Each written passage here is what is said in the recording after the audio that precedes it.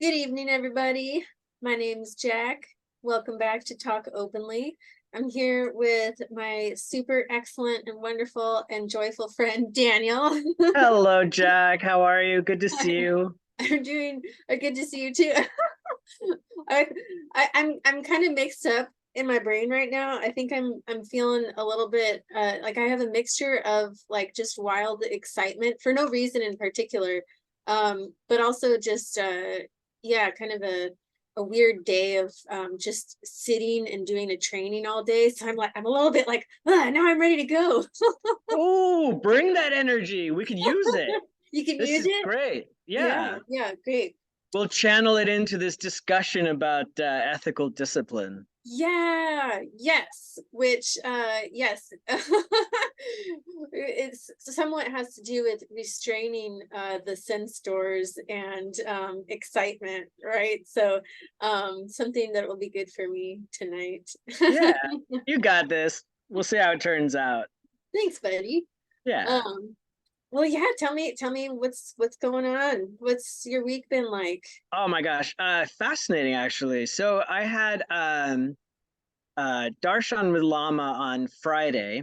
And what was really interesting about that was that so before I went into Darshan, I had um, multiple days of this sort of like it was like an energy state that was palpable and like not just by myself, not just by me, but by others as well, where I was sort of on edge and like not in at like a super happy place, right? Like I had some like tension or something, and it felt like pretty pronounced, right? And it was interesting because I brought it all in, and dumped it at the feet of Lama.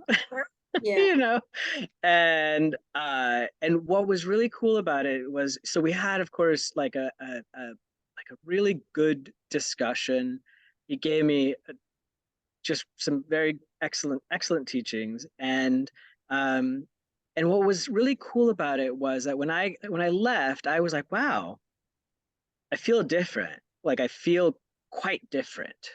But then, like, I didn't think too much of it. I walked in the door to my where I'm living, and my girlfriend looks at me, and she just, like, her eyes got kind of big, and she's like, "You look different." And she had Oh, seen me just an hour before, so it wasn't like a whatever. It wasn't because I dressed up or anything. And she was yeah. like, wow, you like, she's like, really, like, you look different. Like, how'd it go? And I was like, it was really good. Like, we had a really good session. And she was like, I could tell whatever happened, like I could just tell already, like the whole your whole there's been a huge shift in your, like, the way that you like look and feel, you know. Yeah. And I thought that was kind of cool, right? Because on my own end, I was like, yeah, I feel different. I feel, that was like almost like a load being lifted, or like a dirty windshield being washed clean or something like that. Yeah. And so I had that sort of sense myself. But what I thought was really neat was that somebody else could tell right away, Yeah. I didn't even say a word. Like it was interesting. You just walked in the door, a Just different walked in the person. door, Yeah. and Yeah. it's interesting because it's not it wasn't I don't think anyway that it was anything in particular that he said. um there was just something in that meeting, that face-to-face meeting that happened. I Yeah. don't know what it was. I could come up with all kinds of ideas about what might have been going on there, but it just sort of, for me, really brought home the importance of having a good teacher, a spiritual friend who sees us and is willing to, yeah, to speak directly to where we are on the path, right, Yeah. ourselves. And That relationship. that relationship is so important. I never quite like, yeah, it always blows me away, right? Each time I'm like, oh, right, wow. Yeah. Yeah. Yeah, I've never really thought of myself as like a relationship sort of guy. So Yeah. yeah, that relationship's really, really, really important. So I thoroughly enjoyed that and totally reset all kind, like my whole, like, it hasn't gone away, right? Like, like I feel really different as a result. And my meditation practice, which was part of it, like it was when it was happening, it was feeling blah. It wasn't bringing, it wasn't joyful effort. It was just Yeah. effort. And that has all shifted. It's really my sort of my commitment to it, and my practice has just yeah, it's stabilized and feels amazing. So like I'm stoked about that. And then I got to come. What was also really neat is that normally I can't come on Sundays when Lama's teaching. My Mm. schedule with my kids and stuff, it alternates, and it happens to be so I can usually come when a student is giving a talk, but I usually can't come when Lama's talking. So I Yeah. usually catch his talks on YouTube, which I'm super duper grateful for. So if anybody, you hear us talking about our teacher Lama Yeshe Jimpa, I highly recommend the Lions Roar Dharma Center YouTube channel, Yes. because Check you it can out. listen to, yeah, you can listen to his talks there. I'm so grateful for them.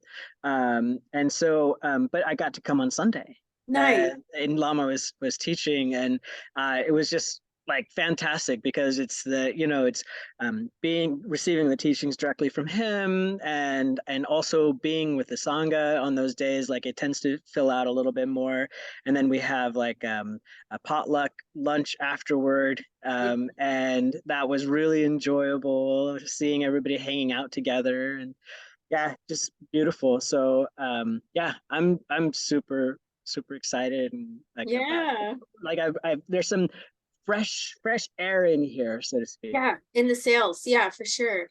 Yeah, Yeah, I love that. So it sounds like you were like you had a lot of resistance, what just like a lot of drag, right? yeah, Just stuff pulling on you. And it is weird when it's like, and I don't know if this was the case for you, but when it's not, you can't trace it to a particular like event or like, you know, even sometimes we have like triggers, right, that we can identify. yeah. But sometimes it's just a mood. And what the Dharma teaches us too is that even if we do identify like a particular trigger, that's not really it either. Like No, it's not. there's no one-to-one relationship here, right? It's all Right, interdependent. right. Yeah, Well, yeah. one thing that did change, that I gotta just give a little shout out to my see To your so what? we Sorry, it kind of cut out a little bit. I need to give a shout out to my girlfriend Megan, because part of the reason why my practice was suffering was that I was having a hard time finding like creating space for like actual sitting. So I'd always have to be sort of in a different place, and it just didn't, something about it didn't feel right. Yeah. And she recognized this, right? And so while I was away actually on Sunday, she created a little space in the room and was like, "There, that's Oh, yours." Like you can hear some incense, hear the pictures that I remember you having on your wall. Like here's some space for you, and like it made such a difference. I was like, "Wow!" Like that's like it touched my heart. And then I yeah. was like, "Oh, good, I could do this." So now like I'm like sitting in there meditating. I got my spot. Like it's all good. Nice. There is something to say about that, Yeah. having a consistent space. I'm looking at my altar right now, and I do think that there's some kind of, for lack of a better word, like energy that we create there. This kind of consistent showing up to that same place, and with our, sacred objects and images and texts and whatnot. There's just this kind of like even if I don't feel like quote unquote in the mood to meditate, there's a Right. way that that draws me in. And Lama talks about how important ritual is, and that it's just this way to turn our mind Yeah. um, towards what is useful, and to really kind of drop in. So yeah, I think that's so wonderful that you've found, and she's helped you find a space, because that it'll help with the consistency and that Yeah. sacredness. Yeah, totally. I'm so grateful. And then not only that, Jack, but because of the way that this is set up, it's right next to the bed, right? And as a result, I'm able to put into practice some meditation instructions that Lama had given, related to early morning meditation. And that, in like basically that sort of that reverie state, that initial pre-meditation stuff, right? Yep. And so I've been practicing that, and I'm like, wow, this is like I haven't done this before. Yeah. Oh my gosh, it Yeah. works, right? Oh, it's so cool. Well, one of the things that It really works. he talks about basically just sitting up in bed and basically just sit, like right when you wake up, just sit, like you're not meditating or anything, you're just sitting there, right? And just like, and he said one of the things that you'll notice is that if you do this, that sometimes like your dreams don't disappear right away. Mm. Like you get to kind of hang out with them for a little bit and investigate them a little bit further. And that's been really great because when I have to get up and go somewhere else real quick, right? That any dreams that were happening, they evaporate. They're gone by the time I get to wherever I'm gonna be sitting and mess around with stuff. But in this case, what I've noticed is like, yeah, actually I can sit there and I can sort of like be with my dreams a little bit and see what was going on there before they're gone. Interesting. Yeah, Yeah. yeah.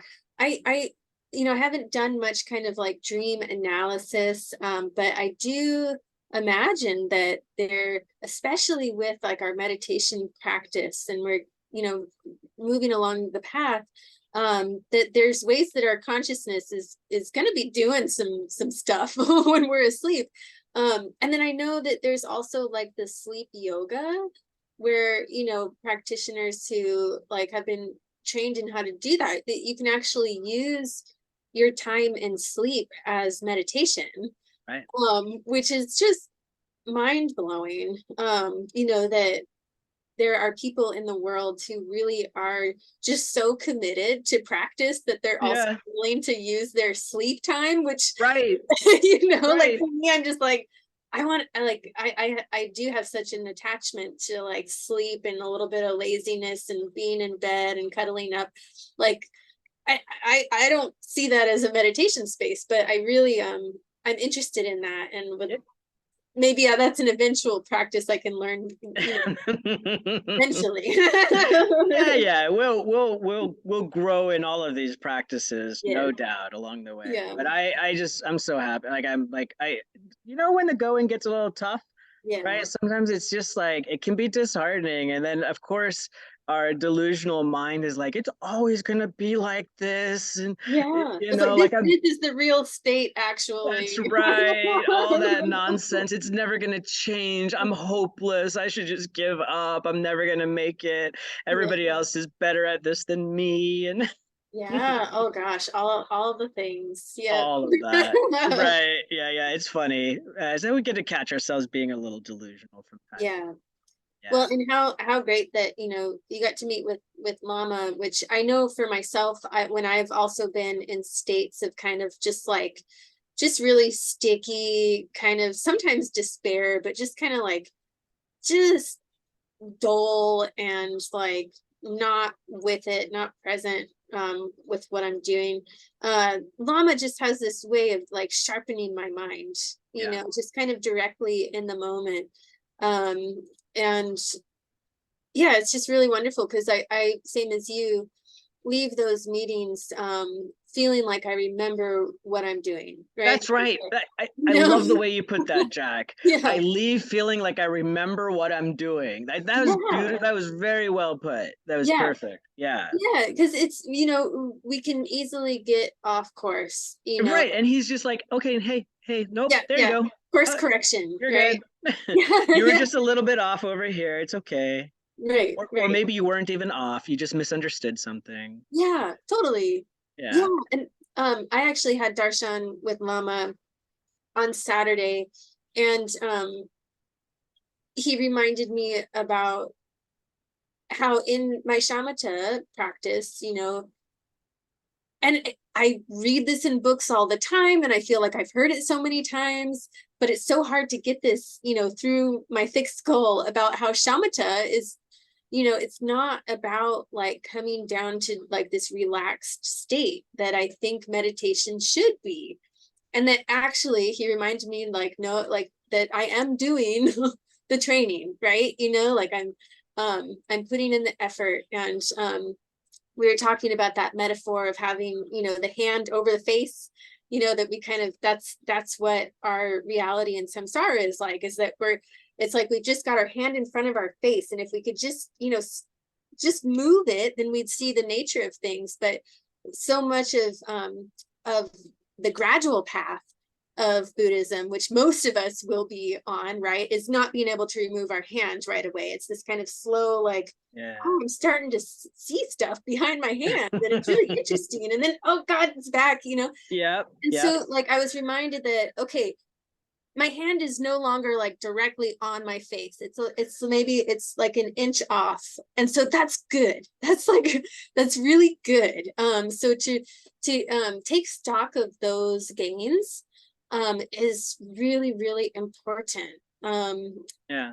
Yeah, because we can get kind of lost in feeling like this is the new normal. Like it's just a kind of like the dullness of normalcy. But looking back, it's like, actually, yeah, no, things have really changed dramatically. Keep doing it, like keep doing the work. Yeah. Yeah. It's working. It's working. Yeah, Right. it's working. I know. Can I ask you something though? I don't mean to put you on the spot, but I'm just curious if you could, for our listeners maybe and me, um, if shamatha, which is sometimes called calm abiding meditation, is not about being blissed out, peaceful calm, if that's not what it's about, what is it about? That's a good, excellent question. And hopefully I'll just, I'll be able to answer from what I've read and learned from Lama. We're developing this ability to stay with what's there, and to look into it and stay with it. So whatever's arising, whether it is a calm, blissful state or a kind of chaotic state, can we stay aware? Can we practice pointing our focus? But it's also, yeah, it's not like, I used to think of shamatha as being this kind of like, I got to drill down and like really just focus, Yeah. But apparently it's not that either. It is like looser. It's kind of like open attention and awareness. So that's kind of what I'm getting to know shamatha as. But it seems like as I work on it more, it kind of becomes more complicated in some ways. Yeah. Yeah. And then in other ways, maybe a little bit simpler too. So, but yeah, it's not about attaining a blissful state. It's about, can I be present? Can I be aware?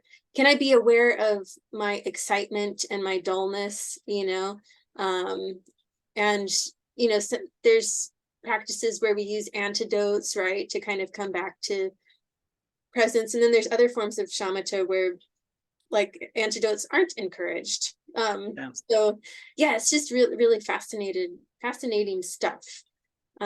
Like all of the other practices, all the other training that we can do, it's an endless ocean, right? Like Yeah. we're never going to be able to explore all of the teachings and practices and train everything in a single lifetime. There's no way you could spend a whole lifetime just working on shamatha. Right? Oh yeah, yeah. Oh, and that, I mean, that is why I need a teacher, right? Yeah.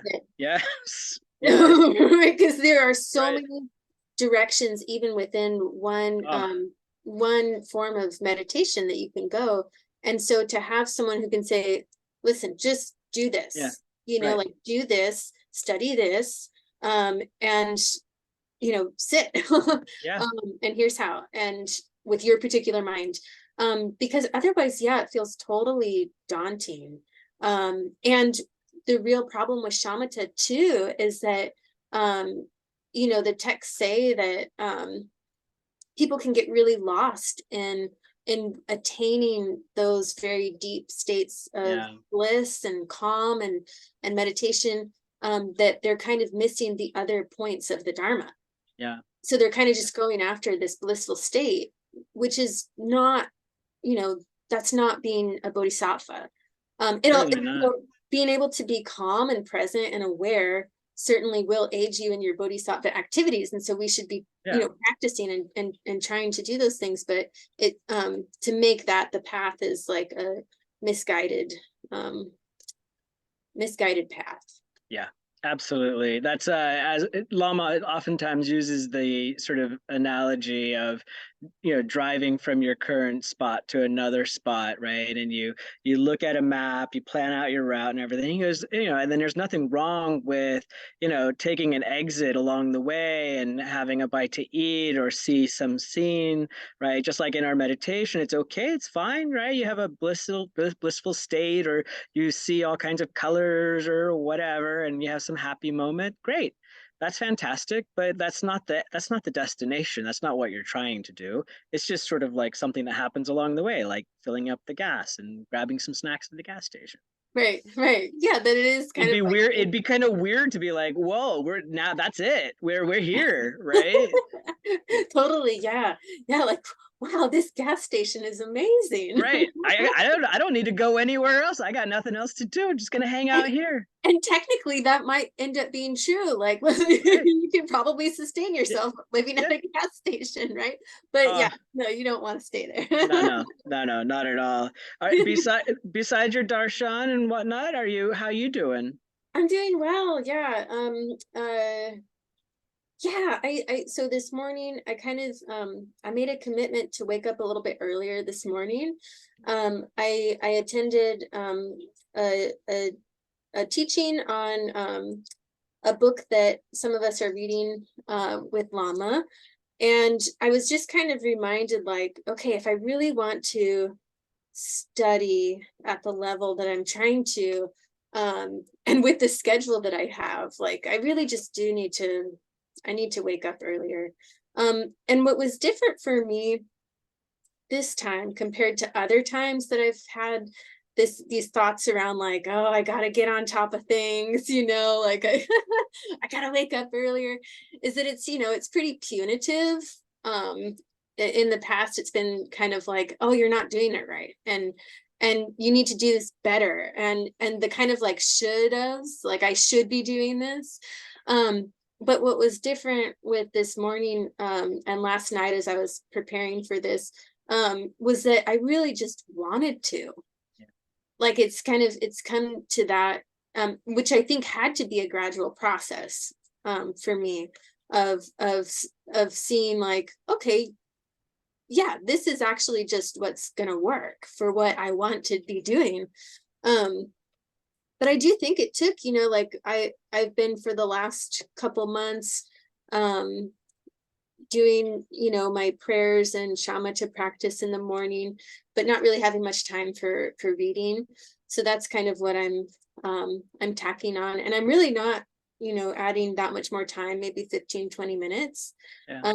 But I think that is really, like, important. So, I don't necessarily feel like I need all that much more quantity of study at this moment. It's just like, okay, I'm going to get in some quality time before I sit. That's so yeah, it went well this morning. I don't feel like more tired, like I actually feel more Right. energized in a way. So yeah, I like that. I'm gonna try it again tomorrow. Um, yeah, things are Good job, moving. Jack. Thank you. Yeah, right now it doesn't necessarily feel like resistance, so I'm sure that resistance will show up. Sure. It always Yeah. does, and then we work with it. The good news about resistance is that there's always some juicy treasure on the other side of it. That's right. Yes. Yeah, I agree. Like how Without fail. You meet no, resistance, it's hiding something good. yeah, It's like that's I don't play such a good video games, way. but it's like finding a loot box or something. Yeah, totally. Yes. I really like that you put it in those terms, because that is such a great way for us to turn our minds to the Dharma, like when maybe things go awry or we're just feeling crappy, like just reminding ourselves, oh, this Oh, is such a right. potent moment. This is I'm it. getting close. I'm Yes. getting close. Yeah, and so to Right. just like almost be excited, if we can see it that way, like, oh man, I'm learning so much right now. I think that's a really good It is. It is. That's one of those things that our teacher helps with, right? Is like, hey, actually, what you're seeing as a negative, or what you're seeing as some type of, something, that an obstacle that you can't overcome, is actually a great gift. Look at Yeah, this. right, right. Yeah, which actually reminds me. So there's uh yeah, something kind of wild happening with uh a temple in Eastern Washington or it's actually a monastery, Servasti Abbey. I don't know if you've heard, but actually one of their teachers, his name is Geshe Chodrak. He's gone missing in the last week, and they are in a forested area, and they believe that he got lost. And there's a Oh, whole kind of like search party and like just lots happening. um so definitely keep him and the abbey in your thoughts and prayers. But the thing that I've found so inspiring about this really difficult situation is that a couple of the teachers have given talks during this week and have talked about how to remain in dharma and to practice with this situation. And I just was so blown away by their steadfastness and their discipline, which we're going yeah. to talk about tonight. Um, and just their real commitment to turning everything towards the Dharma. And so, yeah, it's just really amazing. Like, I felt this kind of well of gratitude and like just deep admiration um for these practitioners, and for the Dharma, really, because that's, when we take refuge in Buddha, Dharma, and Sangha, really what we're taking refuge in is the Dharma. Because our teachers, the Buddha and the Sangha, they're sharing the Dharma with us.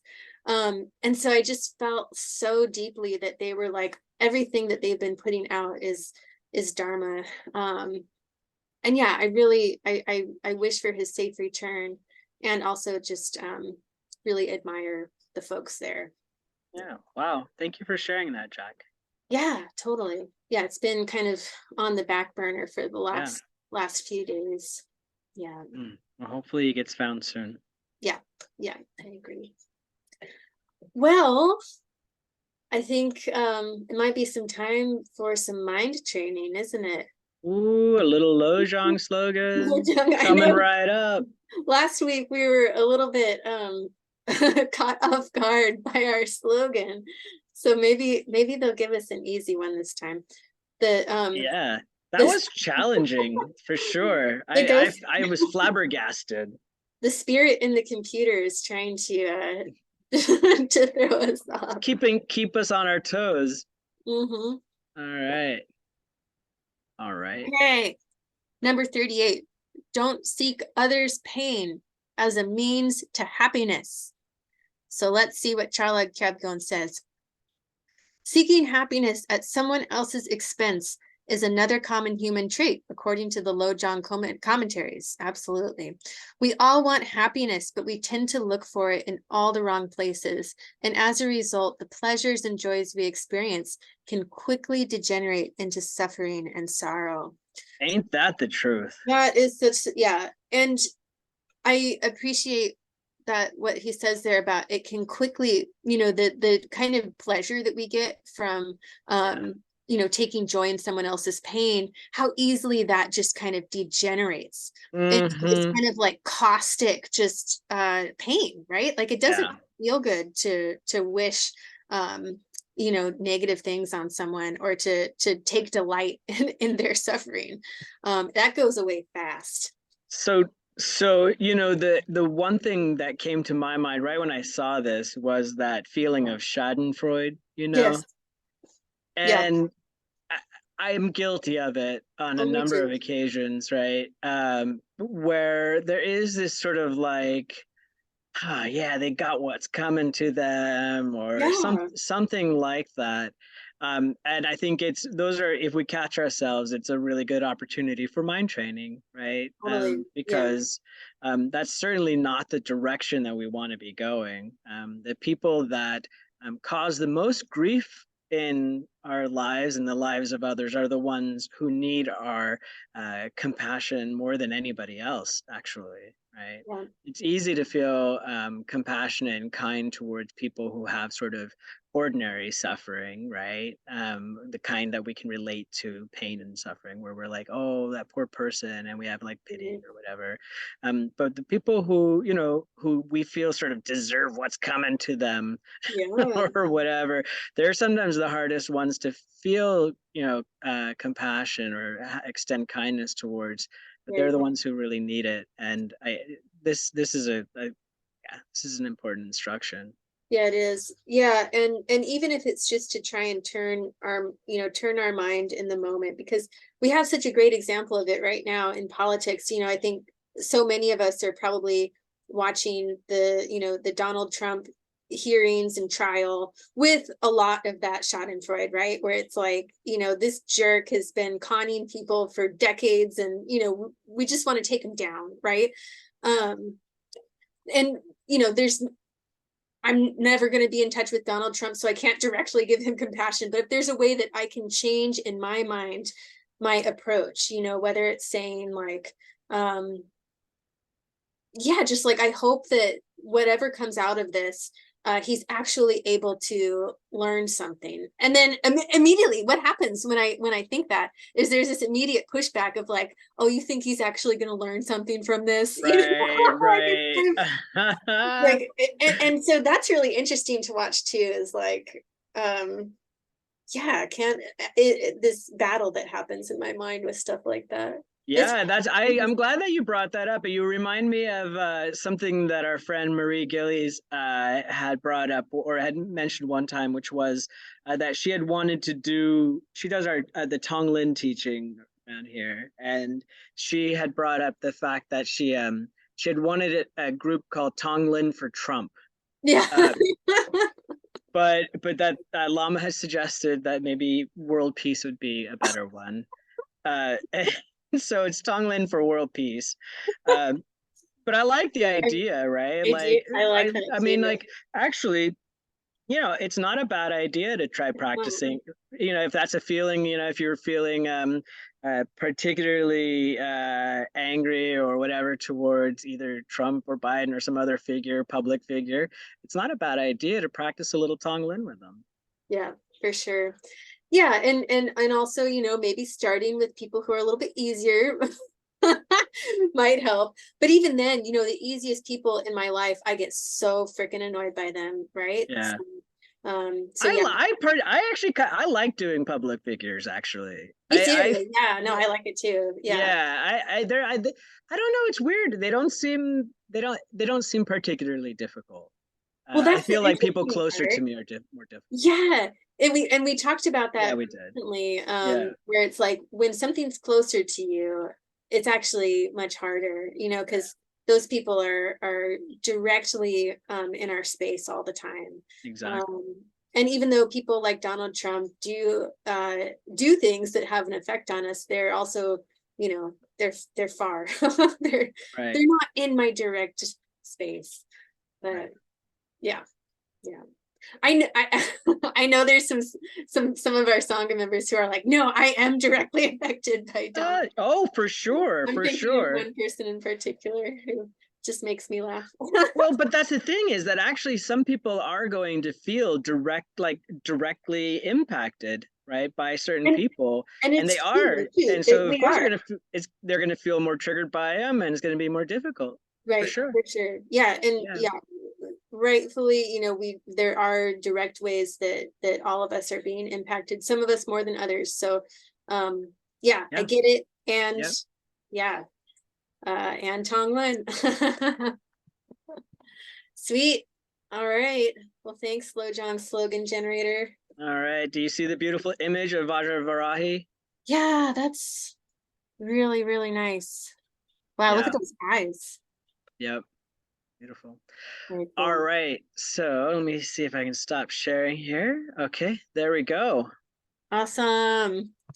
Well, we are on to part two of the six paramitas, the six perfections. And the first one was generosity. And last week, I really, really felt inspired by our conversation. And I know that I think, and maybe you can help clarify this, but the six paramitas are kind of progressive, right? So it starts with generosity, and then do you know why discipline is next? Ethical kind of conduct. I don't know why it's next, but I do know that it's usually built in or in that particular order. Shanti Deva actually says that in the Bodhisattvas. How do you say the actual? Is it Bodhi, Bodhisattva Bodhi, Avatar? Bodhicharya Vatara, Bodhicharya Avatar. There we something go. like that. Yeah, he says that the six paramitas progress in sequence, growing in importance, and that it's others' good that is the highest goal. So they each sort of lay the foundation for the next one. But the thing is, it goes both ways, right? Like Yeah. it's true that like that it does appear as if they sort of are the foundation for the next one and the next one. But I mean, even in this particular case, we can see how ethical discipline can affect our generosity, right? Because like we were talking about, there's sort of wrong ways of giving, right? There's ways of selfish giving, for example. And Hmm. so if we are disciplined, then we're not going to be doing that. So I think Right. it goes both ways, but yeah, they do build on one another for sure. Yeah. Yeah, it's interesting. Yeah, and I was thinking about how when I think of discipline, the kind of definition that comes to me is like not being distracted from what I'm doing, like really being kind of on top of things, getting the job done. It's this kind of like very American type of discipline. When really, as I was learning about this, it's the ethical conduct. It's the discipline is more about not doing harm. And of course, that does take this kind of, my definition of discipline, which is this, kind of being a little bit structured with ourselves, right? Yeah. Um, because to really put effort towards, not doing harm, we have to, in some cases, restrain ourselves, don't we? So that was interesting for me to explore um, discipline as ethical conduct. Yeah, yeah, absolutely. I couldn't agree more. I mean, when I think of discipline or self-discipline, I recoil. Um, and I think part of that is because of my Western philosophical religious upbringing. The discipline was always sort of imposed from outside, Sure. right? Like somebody else, God or the church or the government or somebody was telling me what I needed to do, how I needed to do it, and that like there was like this prescription, right, or proscription, like it's like this, Right. and you do that, and you don't do that, and I hate that, right? Like that, like there's like that's what brings out the anarchist in me, right? Is Yeah. I do not want that. It doesn't work for me at all. Sort of rule-based behavior in general, I find abhorrent for that reason. But what I love about this notion of discipline that we're talking about is that it follows this natural progression and it's organic. It doesn't come from outside. It's true, we learn things. We learn about ethical conduct, right? And there are, in fact, like rules for monastics and vows that lay people can take, right? There are these sort of like rules or guidelines that do exist within the tradition, but it is always built upon, like it comes from within and it follows naturally from our desire. In this case, if we're following the bodhisattva path, our desire to wake up to be of benefit to other beings, right? it all follows from that. And so then, like all of the training that we do and all of the paramitas are all in line with that. Like it's not something that's coming from outside of us.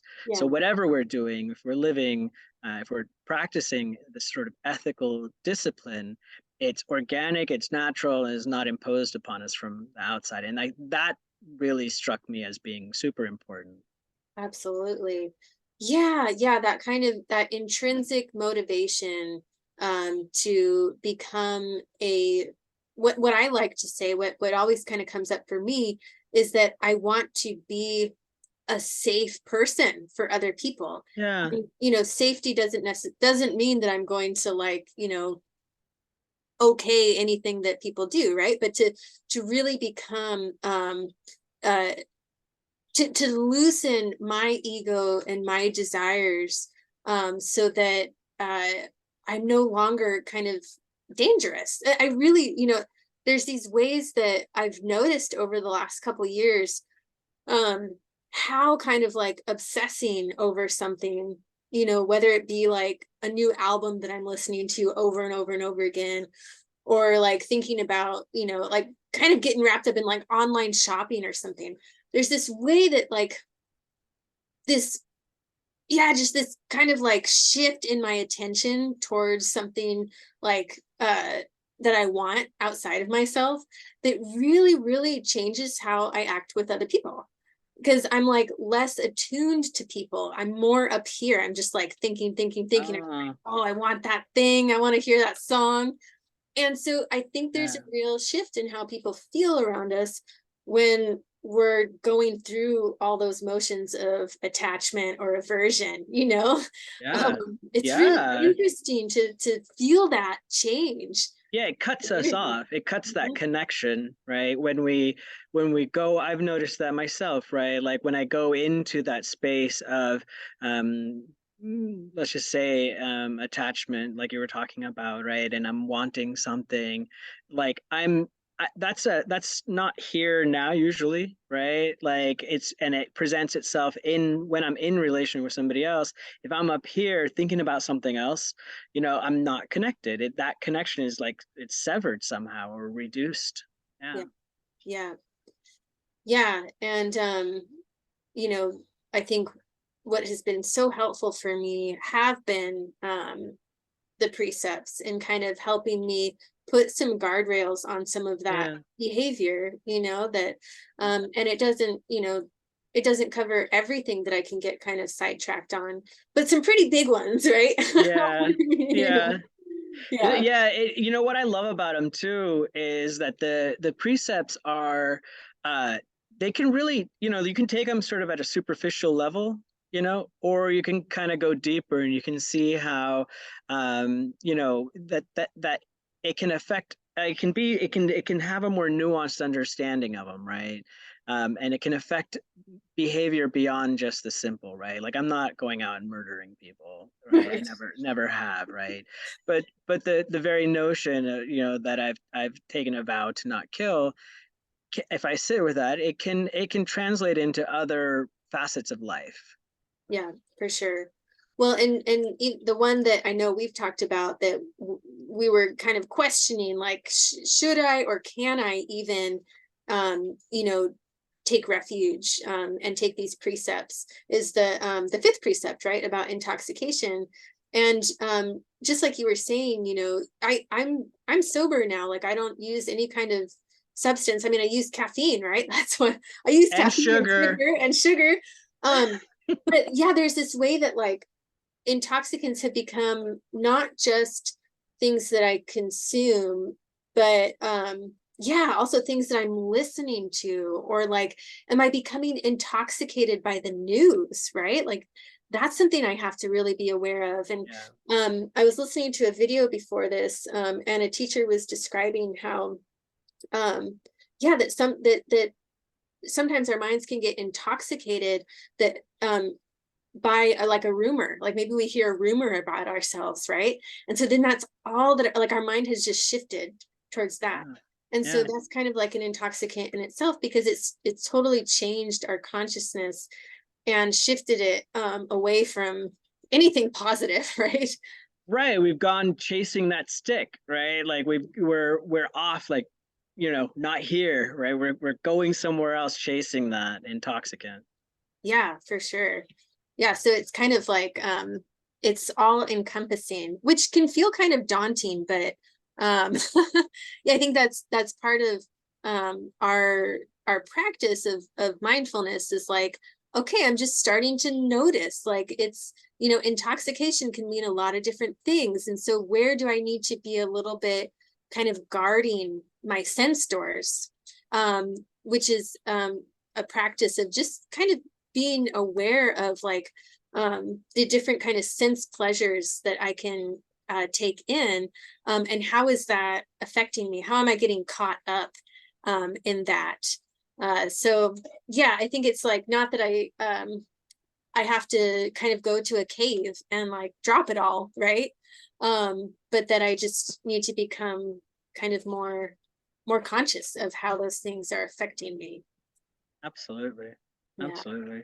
And it's important. I think one of the things that I like about the Paramita of Discipline is this notion that it's not all so like black and white. Like Yeah. it really ultimately within our tradition, what it comes down to is your motivation and your intention, like what it is that, like what are you actually trying to achieve here? And with that in mind, like it's easy, for example, to get intoxicated, for example, by food, right? But Yes. there's a way of eating. There's a way of relating to food with great intentionality, right? And with like, and to use it as a training tool to develop mindfulness, right? And compassion and understanding about interconnectedness and emptiness, right? All of this, right? Yeah. There's a way of doing that. And so, like we want to, like I think that part of what you were talking about with the sense doors is that there's this vigilance on the one hand, right, to watch like, well, what am I thinking about? What is giving rise to actions of my speech or behavior of my body, right? What really is going on here, and what's my motivation behind it? And when we start to look at our intention, we start to look at our motivation, it affects our behavior, because if we have as our guide the desire to not harm and to be helpful, if that's our primary motivation, we have this warm, compassionate heart, right? And we have this one sort of singular objective, right? Then we can really laser in, right? And we can use all of our activities, regardless of what they are and how distracting they might be, to practice dharma. Yeah. Yeah, for sure. Yeah, I think that feels like a really high, well, not for everything, but I was going to say it feels like a high level practice for me, at least for the activities that are still like really kind of irritating or exciting to me, like um where I have to be a little bit conscious, uh so that I'm not swept away. Like sometimes it's interesting, music can be a really strong, powerful current for me. Like it can actually change my mood, um Sure. and Yeah. affect how I feel sometimes for days, Yeah. so yeah, I am curious. That has changed, I've noticed that has changed, but there's certain things that I think all of us are maybe a little bit more affected by that we need to be conscious of for Of sure. course. Yep. Yeah. I really like so there's kind of different approaches, right? For when we notice that something is yeah, kind of just affecting us a lot. There's the approach of just straight up avoiding it, right? Which is, that's totally valid. And then there's this kind of practice like you were talking about. Like, how can I turn my mind to the Dharma within this very experience? Yeah. Um, and I think always like the practice of equanimity can be this kind of dose of just like dropping into, okay, this is the reality of the situation, is that this is not actually that exciting. It's Yeah. it's just an experience, and it's changing, it's shifting. So like to notice when I'm feeling that strong attachment, Mm-hmm. like when I'm listening to a song or something. And if I can catch like, oh, there's this physical thing happening. Okay, it kind of corresponds with that melody.